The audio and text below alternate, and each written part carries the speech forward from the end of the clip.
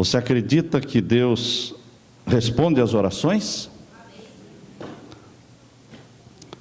Uma vez alguém perguntou para mim: como é que você escolhe os sermões? Como é que você decide o tema que você vai pregar? Eu simplesmente respondi: a gente ora, pede, eu quero pregar o que o Senhor quer que eu pregue. Qual a mensagem que o Senhor quer que eu pregue? E muitas vezes as coisas são mudadas na última hora, porque Deus mostra que Ele quer que nós preguemos aquela mensagem. Então, nesta manhã, Deus me mostrou que deveria pregar sobre reforma e reavivamento. E eu olhei na minha lista de sermões e vi que eu não tinha, ali no YouTube ainda não tinha este sermão, reforma e reavivamento. Então nós vamos começar lendo Zacarias capítulo 3. Esse é o tema da administração do pastor Ted Wilson, reforma e reavivamento. A reforma, como eu disse, sozinha ela se torna dura, fria, insensível, legalista, crítica. Mas quando acompanhada pelo reavivamento, a reforma se torna dócil, amável, cortês, tolerante com os outros, esquece as críticas, chora com os que choram, se alegra com os que se alegram. Quando o reavivamento está permeando a reforma, quando a reforma está impregnada no reavivamento, existe um doce espírito, um suave espírito de tolerância, de amor, de amizade, andando a segunda milha com os nossos irmãos.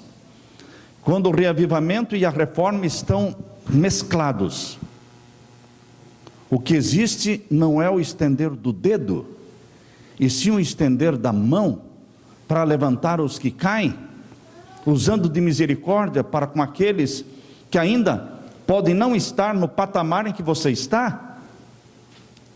Não importa, irmãos. Alguns estão bem avançados, outros estão iniciando, mas todos estão no caminho do céu, todos estão no caminho da santificação, e não há lugar para críticas, não há lugar para durezas, não há lugar para reprovações. Por isso, queridos, reforma e reavivamento andam juntos. Zacarias capítulo 3, e os versos 1 a 4. Aqui nesse capítulo, nós vamos encontrar Satanás diante de Jesus, acusando o sacerdote. Satanás sempre é o acusador, sempre foi e sempre será acusador até ser destruído. E aqui está realmente a cena. Zacarias 3:1 em diante diz: e me mostrou o sumo sacerdote Josué, o qual estava diante do anjo do Senhor. A Bíblia usa uma expressão para Jesus que muitas vezes as pessoas confundem. Anjo do Senhor na Bíblia geralmente é Jesus, mas Jesus não é anjo, mas é uma expressão, anjo do Senhor. O anjo do Senhor acompanhava Israel durante os 40 anos no deserto. O anjo do Senhor era uma luz à noite e era sombra durante o dia, aquela nuvem, mas era Jesus. Este anjo do Senhor, um anjo do Senhor esteve lutando com Jacó a noite toda, era Jesus. E me mostrou o sumo sacerdote Josué, o qual estava diante de Jesus, o anjo do Senhor. E Satanás estava à sua mão direita para se lhe opor. Satanás não quer que você se salve.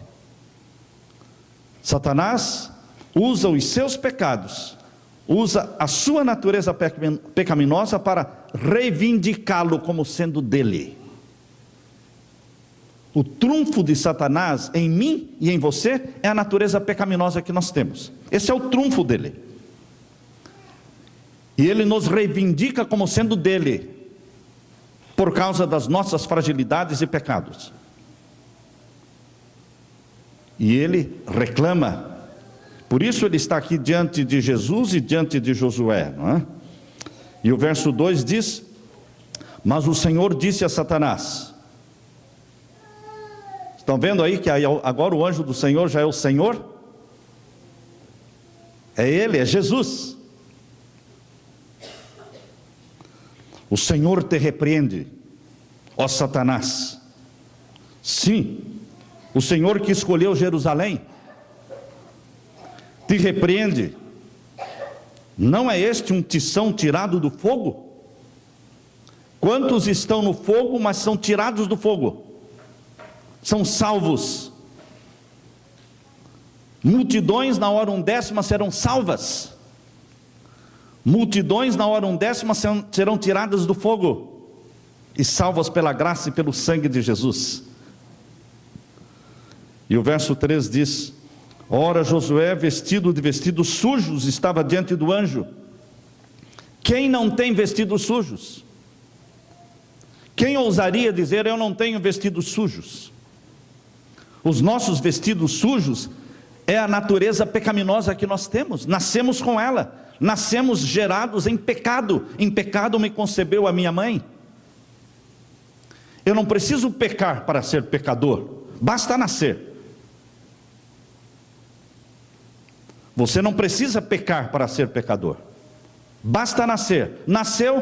Nasceu pecador, gerado em pecado, necessitando de um Salvador, que se chama Jesus. Nome forte e poderoso, que nos dá salvação. Nome forte e poderoso, que nunca foi derrotado. Nunca. E nunca o será. Ele é o vencedor. Mas ele é o meu irmão. Ele é o seu irmão? Queridos, há regozijo quando nós entendemos esta verdade. Há regozijo.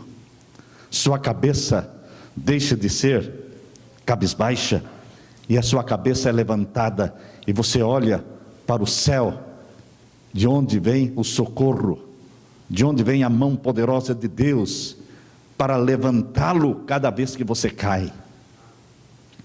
A glória do homem pecador não é nunca cair, porque quem nunca caiu? Só Jesus. A glória do homem pecador não é nunca cair, mas é levantar-se cada vez que cai. Essa é a glória do homem pecador. Levantar-se cada vez que cai. É uma mão que se estende e nos levanta e não nos critica. Não nos lembra os pecados passados, não lança em rosto nossa ingratidão, nossos adultérios.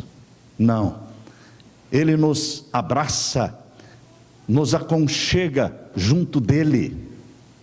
Isto é graça, isto é salvação, isto é Jesus, nome santo e venerável, nome que traz vida e traz salvação. Ora, Josué, vestido de vestidos sujos, estava diante do anjo. Que anjo? O anjo do Senhor, Jesus. Então, falando, ordenou aos que estavam diante dele, dizendo: tirai-lhe estes vestidos sujos. E a ele lhe disse: eis que tenho feito com que passe de ti a tua iniquidade, e te vestirei de vestidos novos. Jesus não está nem aí para as acusações de Satanás. Jesus não discute com Satanás. Jesus simplesmente diz: tire as vestes sujas dele, e o vista com a veste branca da minha justiça.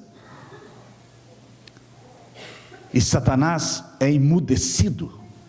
Satanás é calado, porque Jesus fala com autoridade, porque Ele comprou você, Ele nos comprou com o ouro do seu sangue e a prata das suas lágrimas, por isso Ele tem autoridade. Nós somos dele, pela criação e somos dele pela redenção. Por isso, meu querido irmão, você não pode viver deprimido. Hoje a depressão é uma doença que invadiu o mundo e entrou para dentro da igreja de Deus também. Pessoas deprimidas. Levante o rosto. Como você pode viver deprimido se você tem um Jesus na sua vida? Se você recebe da santidade dele todos os dias, se você é batizado pelo Espírito Santo, se você tem um regozijo cristão, se você tem a esperança da vida eterna com Cristo, a esperança da breve volta de Jesus, como você pode viver deprimido, cabisbaixo, quando o céu está para cima? Você não pode olhar para baixo, tem que olhar para cima, é de lá que vem um socorro bem presente na hora da angústia. Saia de dentro de si mesmo. Depressão é uma doença que o tranca dentro de si mesmo. Pare de pensar em si mesmo, pense no céu, pense em Jesus, pense nas almas pelas quais Jesus morreu, pense na missão que Jesus te deu, saia em busca das almas. Não duvide da salvação. Há pessoas que se debatem, estou salvo, estou perdido, estou salvo, estou perdido. E existe uma corrente dentro da igreja de pensamento que diz que nós vamos viver nesta dúvida se estamos salvos ou perdidos, esta angústia, esta ansiedade, até depois do fechamento da porta da graça. E que durante o período da angústia de Jacó, nós vamos estar angustiados se estamos salvos ou perdidos sem saber. Pois bem, meu querido irmão, você tem que saber se você está salvo ou perdido hoje. Hoje você tem que ter a certeza da salvação em Jesus. A salvação para aquele que confessa. A salvação para aquele que se humilha, que se ajoelha em lágrimas de arrependimento, busca perdão. E Jesus diz para você o que disse para Maria Madalena: eu também não te condeno. Quando Jesus diz eu não te condeno, ele está dizendo eu te perdoo. E quando Jesus diz eu te perdoo, ele está dizendo eu te salvei. O ladrão da cruz recebeu a certeza da salvação. A mulher adúltera recebeu a certeza da salvação. Zaqueu, Jesus disse, hoje veio salvação nessa casa. Agora Zaqueu ia ficar se debatendo, estou salvo ou perdido, estou salvo ou perdido. Escuta, Zaqueu, você já se esqueceu que Jesus falou? Jesus não entrou na sua casa e na sua vida? E Jesus não falou, hoje veio salvação nessa casa? E por que você continua dizendo, estou salvo ou perdido, estou salvo ou perdido? Está você vivendo na prática de pecados conhecidos? Existem pecados que você não confessou ainda? Não. Que eu saiba, não. Então por que duvidar da graça de Jesus? Por que duvidar da graça de Jesus? Salvação consiste naquilo que Jesus fez na cruz por você e continua fazendo no santuário celestial, intercedendo por você. A salvação não depende de você, meu irmão. A salvação depende de Jesus e Ele fez tudo. Você só tem que aceitar a salvação e deixar que Ele guie a sua vida e o unja com o Espírito Santo. Isso é diário. Isso é todas as manhãs. Todas as manhãs você deve acordar antes do sol nascer e comece a louvar a Deus. Os hinos que eu mais canto são hinos que falam santo, santo, santo. Tenho 577 do Inário. 577, santo, santo, santo é o Senhor, Deus Todo-Poderoso. Esse hino dos adoradores que fala santo é o teu nome. Você canta, você louva. Aquele hino do quarteto, eu quero olhar para o céu e ver a nuvem. Queridos, você canta todos os dias, você louva a Deus e aquilo é incorporado em você. O céu pega você.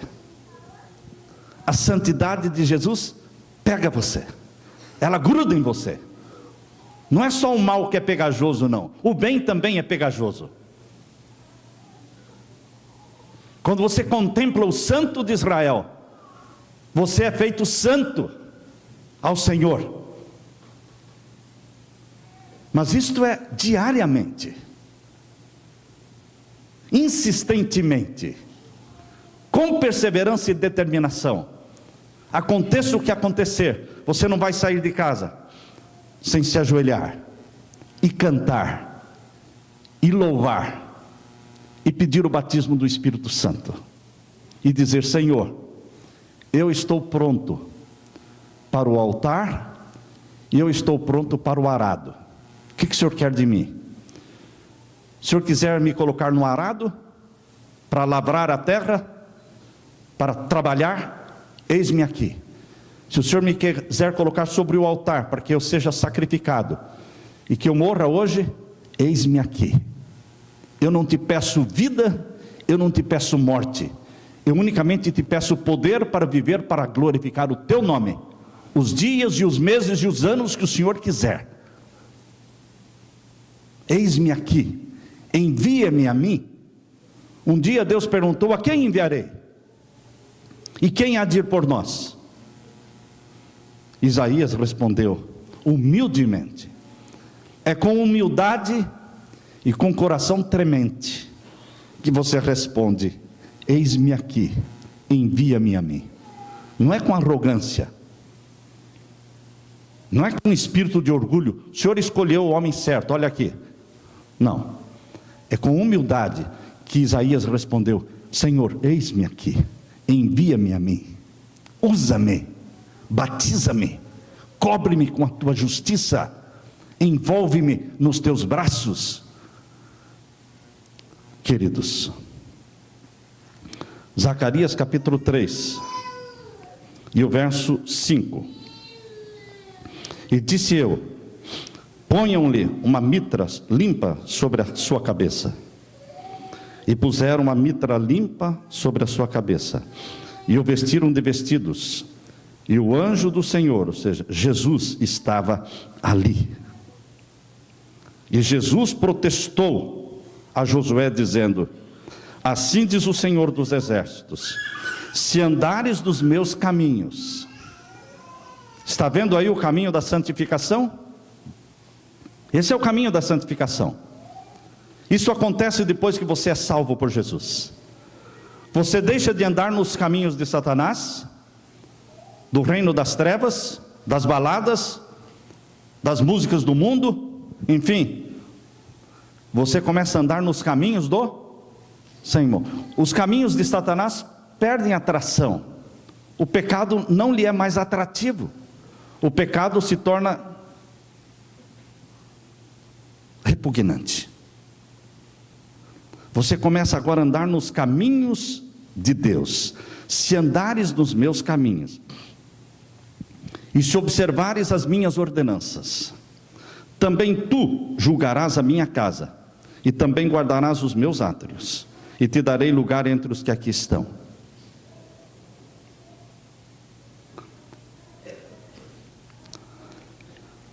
Satanás é o acusador dos nossos irmãos. Apocalipse 12:10 diz que ele gosta de acusar. Irmão, não seja acusador.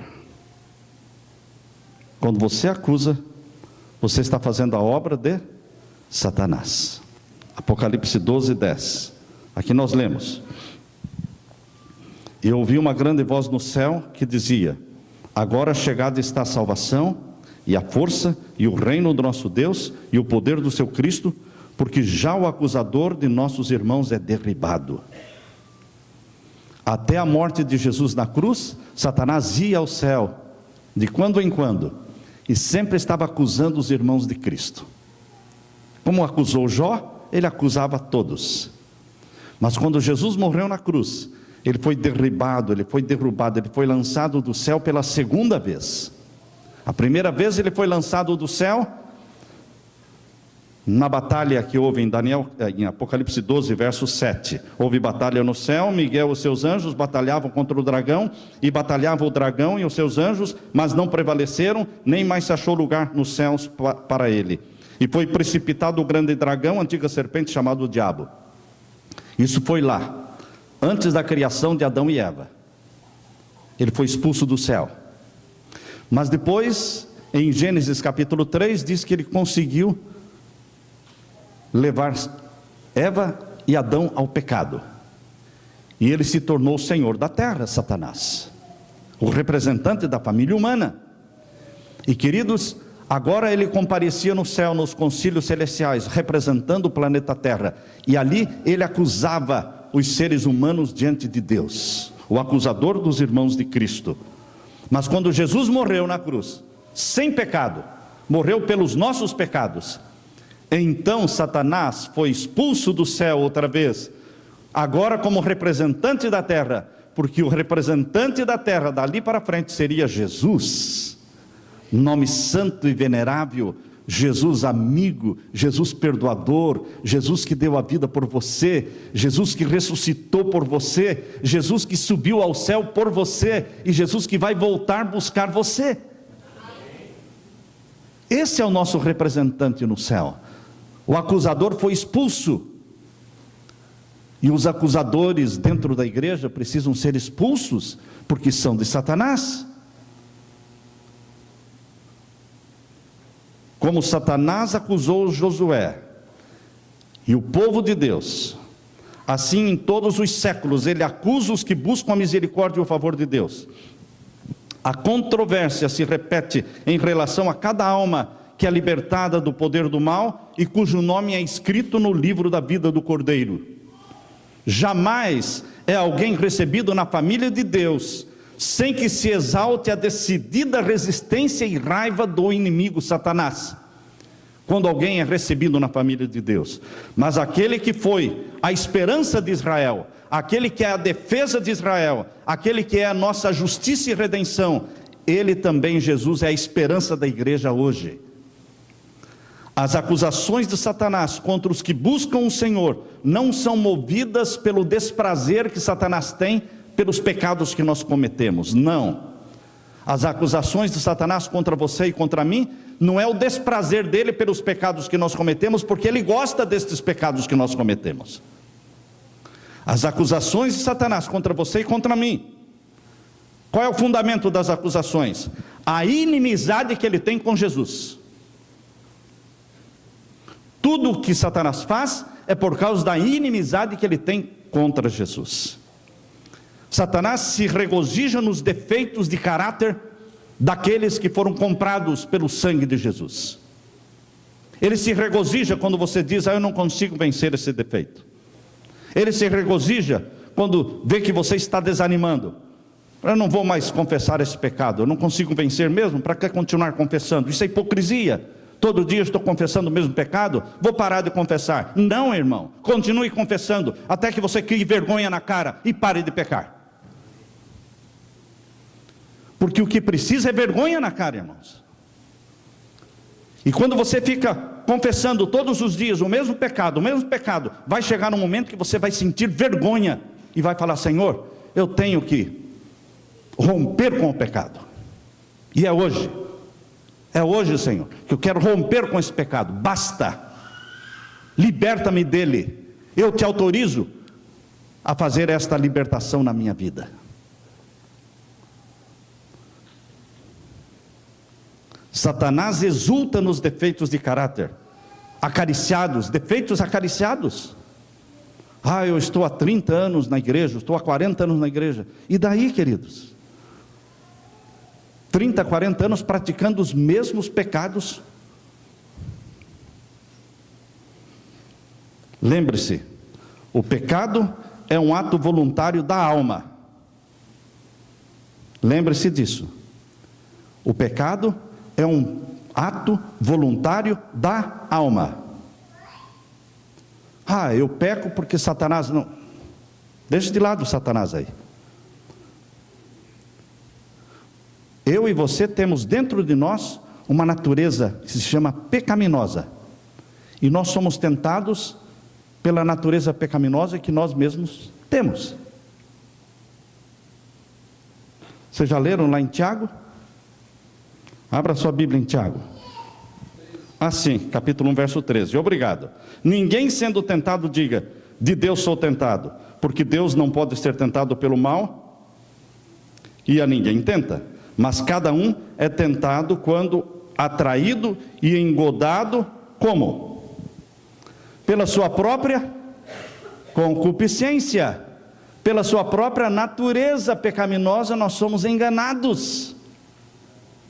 Você precisa, meu querido irmão, você precisa matar essa natureza pecaminosa à fome, matando-a de fome, que ela fique tão fraca, com as pernas tão bambas, que não consiga se levantar. E você mata essa natureza pecaminosa de fome, não lhe dando de comer novelas e filmes e músicas e alimentos que alimentam a natureza carnal.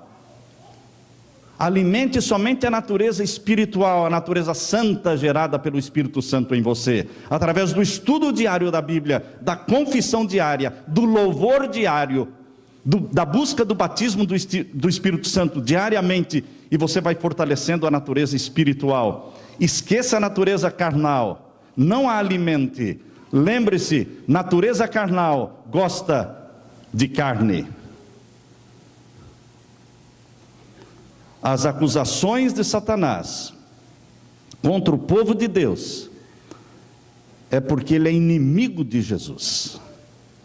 Mas o pecado é um ato voluntário da alma. Então você decida não pecar. Mas e o poder para não pecar? O poder vem de fora. Mas a decisão para não pecar vem de dentro. É você que decide não pecar. E o poder vem de Deus. Satanás sabe que os que buscam o perdão e a graça de Deus os obterão. Satanás sabe que aqueles que pedem perdão receberão. Você se levanta perdoado e salvo. Não tem essa, eu confessei e Deus não perdoou. Deus perdoa. Mas ele sabe que amanhã eu vou pecar de novo, mas ele perdoa. Sabe quando ele vai deixar de perdoar? Quando você deixar de confessar. Satanás sabe quão misericordioso é Deus, porque ele viveu na presença de Deus. Ele era anjo cobridor na presença de Deus. Ele sabe quão perdoador é Deus. Por isso, Satanás apresenta os pecados nossos, jogando-nos na cara os pecados nossos, para nos desencorajar da confissão. Ele quer que você pare de confessar. Os que forem fiéis a Deus serão ameaçados. Os que forem fiéis a Deus serão denunciados. Os que forem fiéis a Deus serão proscritos. Serão traídos pelo pai, pela mãe. Lucas capítulo 21, 15. Pelos pais, pelos irmãos, pelos parentes, pelos amigos, pelos irmãos da igreja, seremos traídos. Seremos caluniados. Espere isso. Eu estou decepcionado. Decepcionado? Deus já falou que vai ser assim. Os inimigos se levantarão dentro da própria casa, dentro da própria igreja. Não há harmonia entre trigo e joio. Não há harmonia entre luz e trevas. Mas luz e trevas estão dentro da igreja. Trigo e joio estão dentro da igreja. Ninguém está falando do mundo aqui. Estamos falando da igreja. Não há harmonia. Só que os que são trigo são bondosos, misericordiosos. Nunca acusadores, nunca críticos. Perdoadores, tolerantes com os outros. Mas haverá ameaças, denúncias e traições. Nossa única esperança está na misericórdia de Deus. Nossa única defesa será a oração e a dependência total do Espírito Santo. Essa é a única solução. Como Josué suplicou perante o anjo, assim a igreja precisa suplicar diante de Jesus, com o coração quebrantado com inabalável fé, nós suplicaremos perdão e libertação por meio do sangue de Jesus, nosso advogado. Você não foi chamado para ser perdedor, você foi chamado para ser vitorioso. Você nasceu para ser vitorioso. Quando você nasceu, já existia uma provisão para o seu pecado. Todos nós nascemos destinados à salvação. Ninguém na terra nasce destinado à perdição. Porque Deus amou o mundo de tal maneira que deu o seu Filho unigênito, para que todo aquele que nele crê não pereça, mas tenha vida eterna. Todos os que nascem, nascem com destino ao céu. Satanás quer tirar isso da sua cabeça. Não permita. Seu destino é o céu. Você foi comprado pelo ouro do sangue de Jesus. O tentador se põe ao lado de Jesus e acusa Josué. É a cena de Zacarias capítulo 3, acusando Josué. Ele aponta para os vestidos sujos de Josué, para o caráter defeituoso de Josué. Ele é o acusador.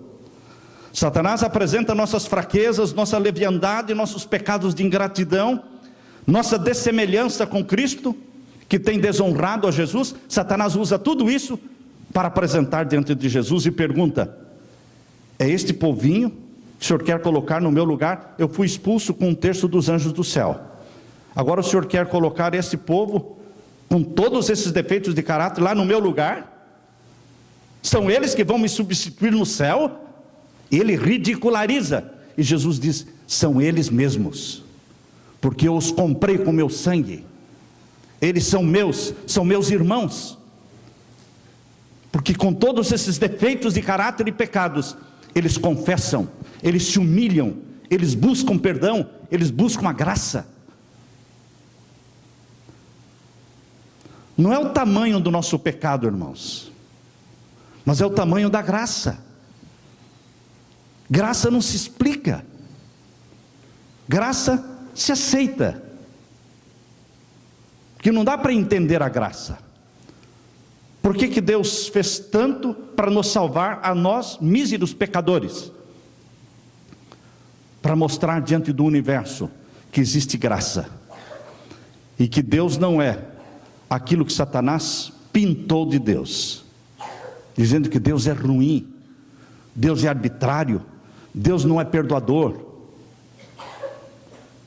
A graça é uma resposta para as acusações de Satanás, e a graça só pode ser demonstrada em você. Regozije-se na graça, meu irmão. Pare de viver deprimido e fracassado, regozije-se na graça. Satanás tenta nos aterrorizar com o pensamento de que o nosso caso é perdido, que não tem esperança. Satanás tenta nos aterrorizar com a mancha das nossas profanações, dizendo que estas manchas nunca poderão ser lavadas, mas o sangue de Jesus nos purifica de todo o pecado. Só do pecado não confessado ele não pode nos purificar. As pessoas perguntam: o que é o pecado contra o Espírito Santo? O pecado contra o Espírito Santo é o pecado não confessado, é o pecado acariciado, é o pecado que você insiste em praticar sabendo que é pecado. Isto é o pecado contra o Espírito Santo. Isto apaga o fogo do Espírito Santo, isso entristece o Espírito Santo, e você então fica com a sua consciência empedernida, cauterizada, e não consegue mais ouvir a voz de Deus. Satanás tem um conhecimento acurado, Satanás tem um conhecimento exato de todos os pecados que ele nos levou a praticar. Ele conhece um a um. Mas Jesus Cristo os perdoa um a um. Por isso as nossas confissões precisam ser específicas. Você pare de confessar: Senhor, perdoa todos os meus pecados. Dê nome para os pecados.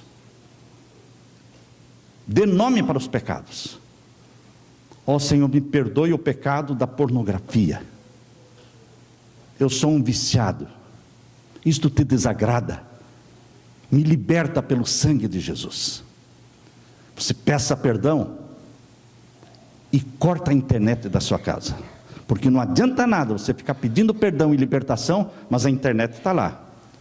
Crie uma estratégia, meu irmão. Crie uma estratégia para se ajudar. Quando com 17 anos, 16 para 17 anos, eu decidi não ir ao cinema mais. Com 16 anos, Deus me convenceu e eu nunca mais pisei no cinema.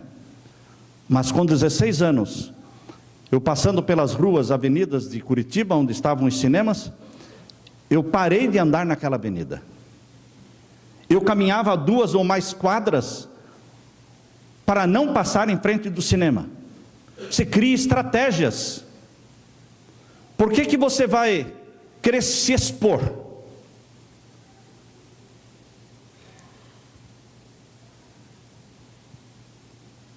As pessoas baixam a guarda. As pessoas não criam estratégia. As pessoas confiam muito nelas mesmas. Como um pastor amigo dizia, não tem problema não, eu saio com as irmãs no carro sozinho, eu vou visitá-las sozinha na casa delas, mesmo que o marido não esteja. Falei, continue, companheiro, vai em frente, você vai ver o que vai dar. Você tem que criar estratégias, irmãos. Estratégia para não se expor ao pecado.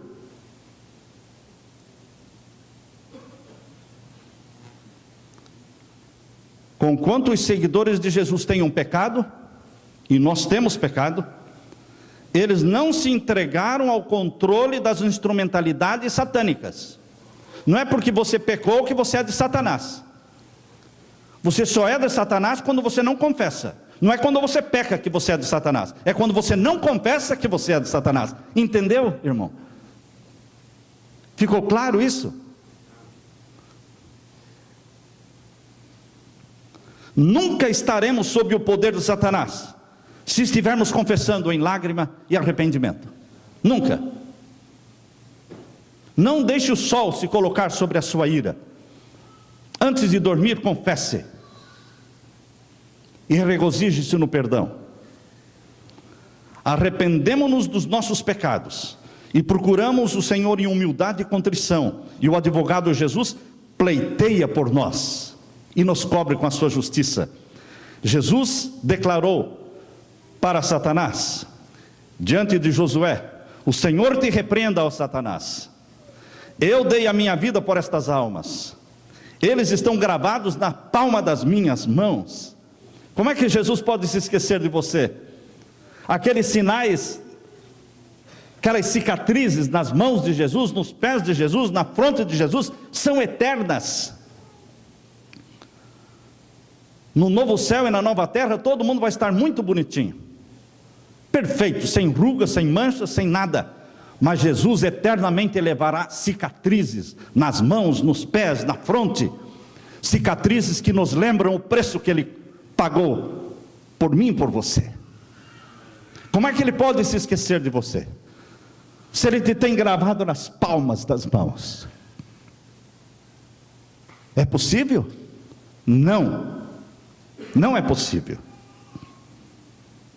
Eu te tenho gravado nas palmas das minhas mãos. Vocês podem ter imperfeições de caráter, e todos nós temos. Podemos ter falhado em nossos esforços, e todos falhamos. Mas nos arrependamos e recebamos o perdão e a aceitação de Jesus. Os assaltos de Satanás são fortes, os enganos são sutis, mas os olhos do Senhor estão sobre o seu povo, olhando a nossa aflição, quando nós clamamos com angústia de alma, dizendo: Senhor, liberta-me, porque eu não tenho forças para me libertar. Tira de mim essas tendências, porque eu não tenho forças para tirar. Jesus apresentará você diante do Pai como um ouro provado no fogo. E todos nós vamos ser provados no fogo. Todos nós. Ninguém chegará no céu sem ter passado por uma fornalha de fogo ardente, chamado provações. A escola das provações, as obreiras de Deus. Jesus aprendeu a obediência através daquilo que ele padeceu. Nós aprendemos a viver em obediência a Deus através do padecimento também. Jesus sofreu, você sofre, todos nós sofremos, mas é o ouro sendo provado no fogo. Nada neste mundo é tão caro ao coração de Deus como a sua igreja. É a menina dos seus olhos. Mas quando eu falo igreja, não são os prédios luxuosos, não são as 4 paredes. Quando eu falo que a igreja é a menina dos olhos de Deus, estou falando do ser humano, pecador. Você e eu somos a menina dos seus olhos.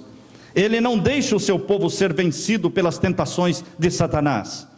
Ele punirá os que o representarem mal, mas será misericordioso para com todos os que sinceramente se arrependem. Ele dará necessário auxílio aos que o invocam, pedindo forças para o desenvolvimento de um caráter cristão. Instigados por Satanás, os governantes deste mundo estão procurando destruir os filhos de Deus, mas pudessem os olhos dos filhos de Deus serem abertos, como foram abertos os olhos do servo de Eliseu lá em Dotã, e eles veriam anjos de Deus acampados em redor deles, pondo em xeque as forças das trevas. O servo do Eliseu não enxergava nada, mas Eliseu estava vendo um exército celestial cercando a cidade, muito mais poderoso do que o exército inimigo. Mas o servo do Eliseu não enxergava nada. Por quê? Porque ele era carnal.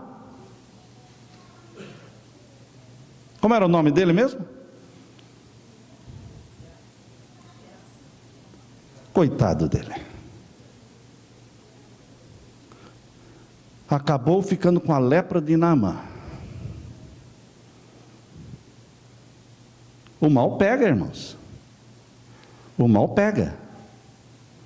Mas louvado seja Deus que o bem também é pegajoso.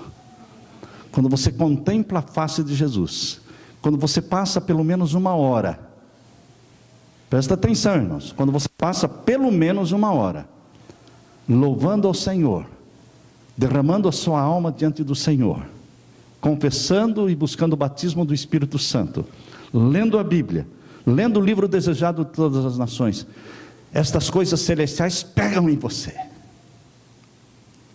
e você perde o gosto pelo mundo, perde o gosto pela televisão, perde o gosto pelas coisas erradas, e você olha assim como sendo coisas estranhas para você, e você diz: Senhor, eu não sou deste mundo, eu estou aqui, mas eu não sou daqui, minha cidadania é o céu, me leva logo, me leva logo.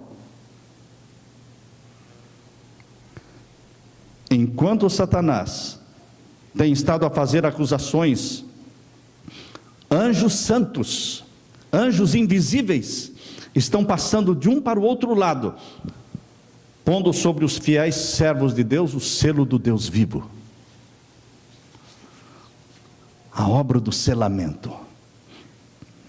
Através da história do povo de Deus, grandes montanhas de dificuldades aparentemente invencíveis, têm se levantado diante do povo de Deus. Tais obstáculos são permitidos pelo Senhor como um teste de fé. Não reclame das provações, porque foram permitidas por Deus. Lembre-se que cada provação, seja a sua casa pegando fogo, seja o seu emprego, perdendo o emprego, seja o seu carro incendiando ou sendo roubado, seja a doença, seja o que for, provações, lembre-se que elas vieram, mas antes passaram pelas mãos de Deus. Deus pesou, Deus mediu, para ver se você poderia suportar ou não, e então Deus liberou. E eu não posso ficar amaldiçoando o mal que me acontece, porque passou pelas mãos do meu Pai, e é a fornalha de fogo, é o ouro sendo provado no fogo. E nós podemos dizer como Jó disse, quando perdeu tudo, perdeu até os filhos, Jó não amaldiçoou, mas ele disse: bendito seja o Senhor. Mas por que você está dizendo bendito seja o Senhor, se o seu filho está morrendo no hospital? porque Deus sabe todas as coisas. Minha vida está nas mãos de Deus, e a vida dos que são meus está nas mãos de Deus também. Eu não preciso compreender as perseguições, eu não preciso entender o que está acontecendo, eu só preciso crer que Deus é soberano, Deus está acima de tudo e de todos, e Ele tem o controle, nunca perderá o controle. Nunca perderá o controle. Ele é o soberano do céu e da nossa vida. Tais obstáculos que aparecem na nossa vida são permitidos pelo Senhor como um teste de fé. Quando somos apertados de todos os lados, é sobretudo o tempo de confiarmos em Deus e no poder do seu Espírito. Ante os reclamos da fé, os obstáculos postos por Satanás no caminho do cristão desaparecerão, pois os poderes do céu virão em auxílio e dirão para você: nada vos será impossível. Algumas vezes Deus disciplina os seus obreiros, levando-os a desapontamentos e aparente fracasso. É propósito de Deus que nós aprendamos a dominar as dificuldades. Vocês já ouviram aquela história do aluno de matemática que roubou os resultados do professor? Uma prova de matemática. Então, na hora da prova, ele não trabalhou com os problemas da matemática, ele já colocou direto os resultados. Nós somos parecidos com esse aluno. Nós queremos roubar de Deus, conseguir de Deus os resultados dos problemas, para evitar trabalhar com os problemas. Mas Deus quer que você aprenda a trabalhar com os problemas. Vejam aqui, é propósito de Deus que aprendamos a dominar as dificuldades, a solucionar os problemas. Muitas vezes somos tentados a fracassar ante os obstáculos, mas se mantivermos o princípio da confiança firme em Deus, o sucesso sobrevirá ao lutarmos contra as dificuldades. A igreja não foi estabelecida pelo poder humano e pela força humana, e ninguém pode destruir a igreja.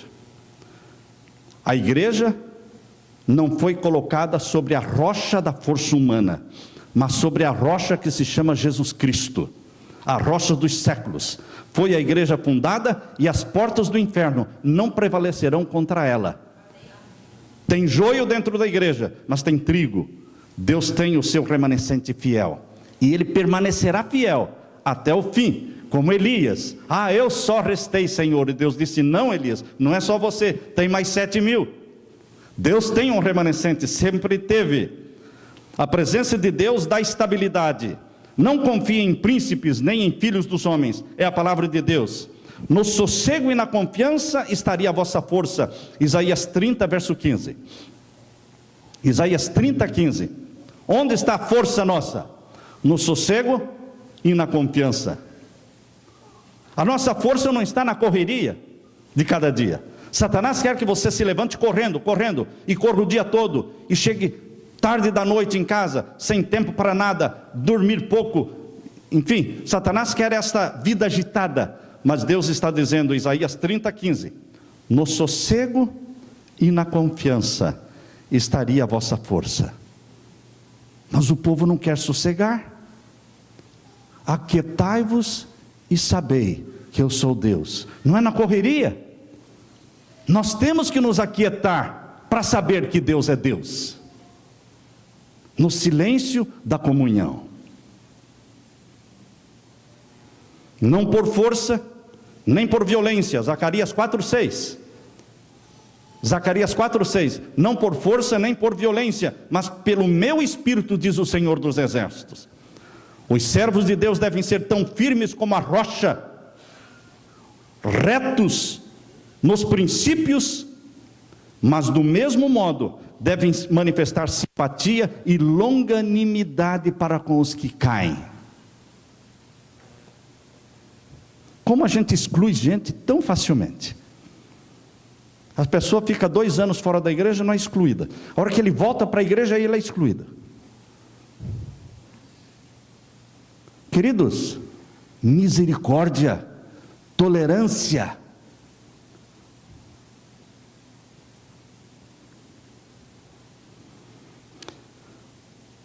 simpatia e longanimidade. Há necessidade de verdadeiros reformadores como Esdras. Há necessidade de homens poderosos nas escrituras sagradas. A abundante iniquidade prevalecente hoje pode ser atribuída em grande medida, à deficiência do estudo da Bíblia. As pessoas não conhecem mais a Bíblia. Quando a palavra de Deus é posta de lado, é rejeitado o seu poder para restringir as más paixões do coração natural. Com o abandono da Bíblia, tem vindo o abandono da lei de Deus. Estão colocando a Bíblia de lado. Os que estão buscando o apoio da Igreja Mundial para a ordenação da mulher ao ministério, eles dizem, nós estamos concordando com a ordenação da mulher ao ministério porque a Bíblia não proíbe. Interessante, não é? A Bíblia também não proíbe guardar o domingo? Você já leu algum verso na Bíblia proibindo guardar o domingo? Não existe? A Bíblia manda guardar o sábado. A Bíblia proíbe ordenar a mulher ao santo ministério? Não. Mas a Bíblia manda ordenar quem? O homem. Foi símbolo de Jesus como cabeça do lar e cabeça da igreja também. Porque Cristo é o cabeça. Não é porque o homem é melhor do que a mulher. Não, irmãos, o homem não é melhor do que a mulher. A mulher sabe fazer muito mais coisas que o homem. Tem muito mais talentos para realizar a obra do Senhor. Mas Deus escolheu colocar o homem como cabeça. Isso foi Deus quem fez. Não é proibido pela Bíblia ordenar a mulher, mas é aconselhado pela Bíblia a ordenar o homem. Não é proibido guardar o domingo pela Bíblia, mas é aconselhado a guardar o sábado. Nós temos que trabalhar em cima do que a Bíblia diz e não em cima daquilo que a Bíblia não diz. Como é que você vai trabalhar em cima daquilo que a Bíblia não diz e esquecer o que a Bíblia diz? É a falta do estudo da Bíblia que tem levado a igreja a tomar decisões que não agradam a Deus. Os reformadores, cujo protesto nos deu o nome de protestantes, eles estavam fundamentados na Bíblia. Foi por causa da Bíblia que João Hus foi queimado. Foi por causa da Bíblia que Martinho Lutero foi perseguido. Queridos, é em cima do que está escrito e não em cima do que não está escrito. Não é a teoria do silêncio que vem de Deus, é a teoria do assim diz o Senhor que vem de Deus. Não é teoria, é princípio do assim diz o Senhor. Tocai a buzina em Sião, santificai um jejum, proclamai um dia de proibição, congregai o povo, santificai a congregação, ajuntai os anciãos, congregai os filhinhos, chorem os sacerdotes e ministros do Senhor entre o alpendre e o altar, e digam: poupa o teu povo, Senhor, poupa o teu povo, não entregues a tua herança ao opróbrio. Convertei-vos a mim de todo o vosso coração, com jejuns, com choro, com pranto, rasgai o vosso coração, não os vossos vestidos, convertei-vos ao Senhor vosso Deus, porque Ele é misericordioso, Ele é compassivo, Ele é tardio em irar-se, Ele é grande em beneficência e se arrepende do mal. Quem sabe se voltará a Deus e se arrependerá, e deixará após si uma bênção. Joel capítulo 2, versos 15 a 17. Joel capítulo 2, versos 12 a 14. Queridos, os filhos de Deus não devem apenas orar com fé, mas eles devem também agir. Neemias não se deixou ficar na dependência da incerteza. Os meios que faltavam para Neemias, ele os pediu, buscou e recebeu. O Senhor está ainda desejando mover o coração dos que têm posse dos seus bens em favor da causa da verdade. Está faltando alguma coisa? Peça. Ore a Deus e peça. Em cada movimento religioso, em cada igreja, existem alguns que, conquanto não possam negar que a causa é de Deus, mantêm-se arredios, recusando fazer qualquer esforço para ajudar.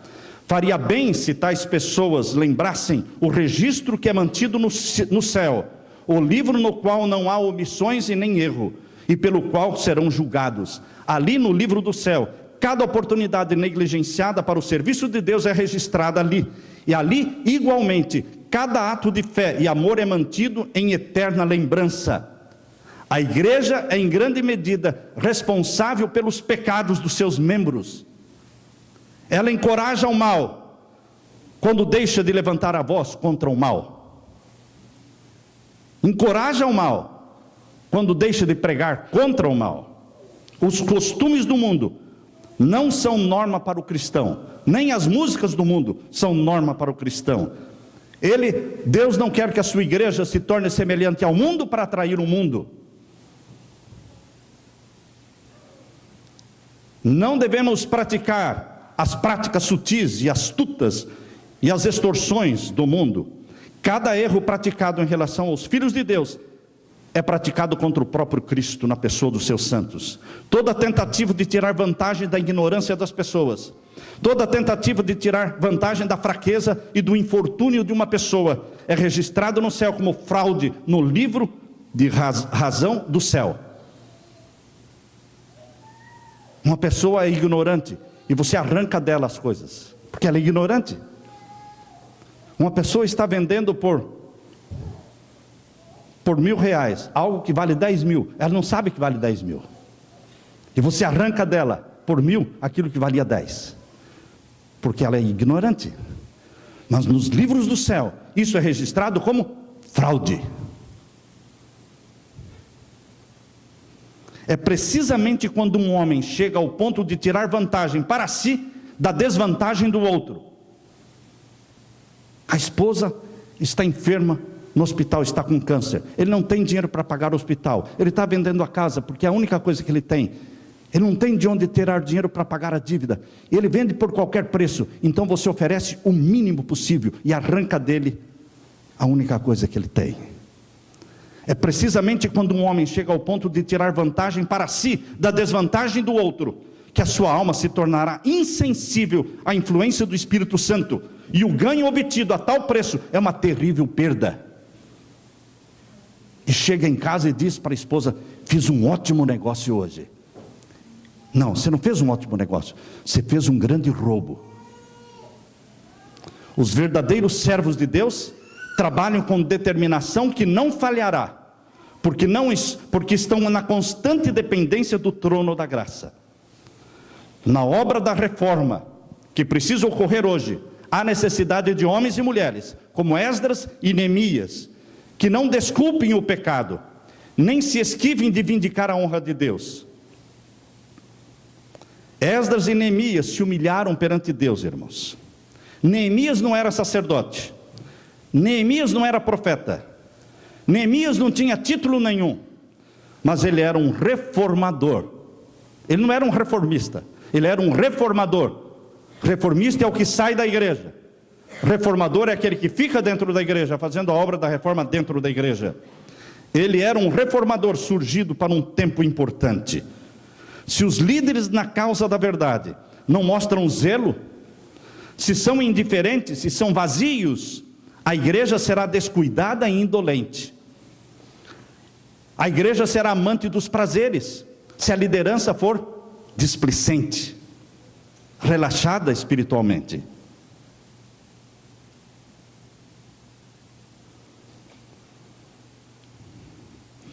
Um homem cujo genro é pastor, ele disse assim: eu não fico feliz, eu fico muito triste quando eu chego em casa e vejo o meu genro, que é pastor. Cada vez que eu chego lá, ele está na frente da televisão.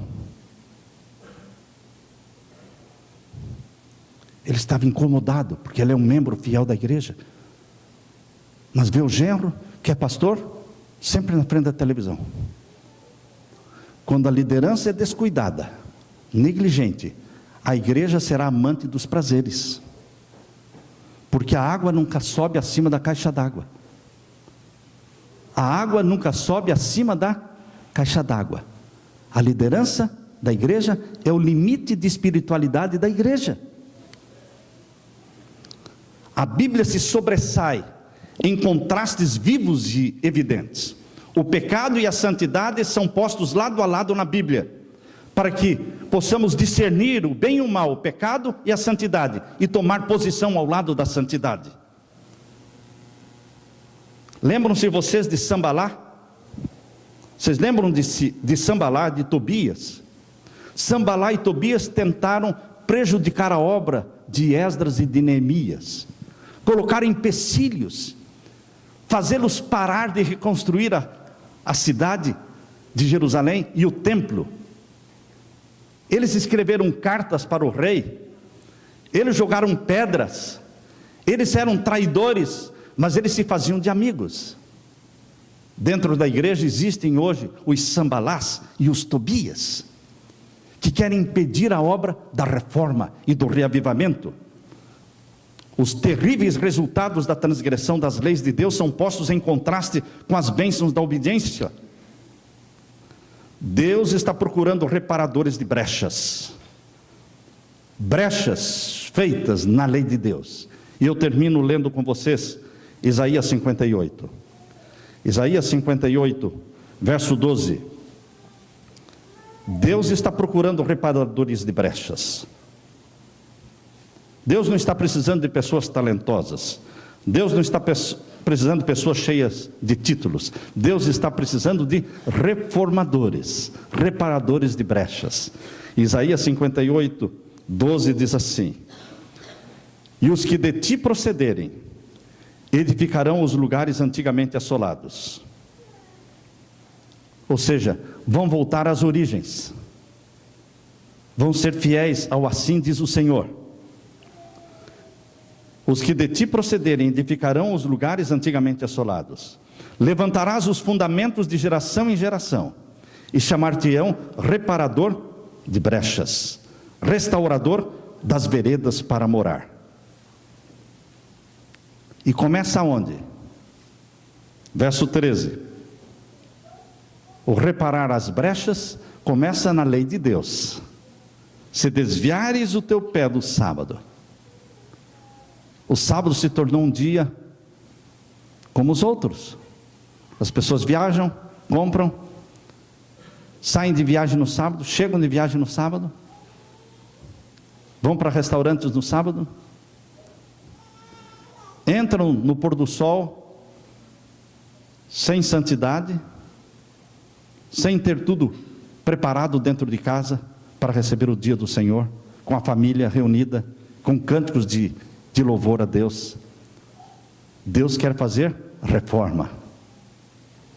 À medida que você respeita com muito zelo o dia do Senhor, Deus o abençoa. Porque respeitar as horas sagradas do sábado é respeitar Deus. Se desviares o teu pé do sábado, está vendo que o reparador de brecha começa exaltando a santidade do sábado? E de fazer a tua vontade no meu santo dia. E se chamares ao sábado um dia deleitoso, gostoso, agradável, não o domingo, irmãos, não o domingo, o sábado, um dia agradável, gostoso, santo dia do Senhor, digno de honra, e o honrares, não seguindo os teus caminhos, nem pretendendo fazer a tua própria vontade, nem falar as tuas próprias palavras, então te deleitarás no Senhor. Você vai se sentir feliz ao lado de Jesus, e Ele te fará cavalgar sobre as alturas da terra, e te sustentará com a herança do teu pai Jacó, porque a boca do Senhor falou, e Ele cumpre. Deus está procurando reformadores, como João Batista, vida simples, fiel e santa, preparando o caminho para a segunda vinda de Jesus. Amém, irmãos? Quem aqui está disposto a falar como Isaías falou? Senhor, humildemente e confiando unicamente na graça do meu Senhor Jesus, eu quero dizer: eis-me aqui, Senhor, envia-me a mim. Quantos querem falar humildemente como Isaías? Eu quero orar com você. Eu quero orar com você neste momento, tá? Vamos nos ajoelhar e vamos orar, nos consagrando ao Senhor. Pai Santo que estás nos céus, ajoelhados na Tua presença, reconhecendo a nossa fragilidade, O próprio Isaías, antes de dizer, eis-me aqui, ele disse, eu sou um homem de lábios impuros, de impuros lábios. Mas o Senhor Deus o tocou com a brasa viva do altar. E disse, purificado está o teu pecado. E então Deus perguntou, a quem enviarei? Quem há de ir por nós? E então, Pai querido, humildemente Isaías respondeu, eis-me aqui, envia-me a mim. Nós estamos na tua presença ajoelhados e dizendo, purifica-nos do nosso pecado. Que o Senhor toque os nossos lábios com a brasa viva do teu altar. Que o Senhor nos cubra com a justiça de Jesus. Que o Senhor nos envolva com a graça. Graça inexplicável. Graça que perdoa e que salva. Apaga o passado. Nos coloca no caminho do céu. Esta graça infinita, confiando nela é que nós dizemos, eis-nos aqui, Senhor.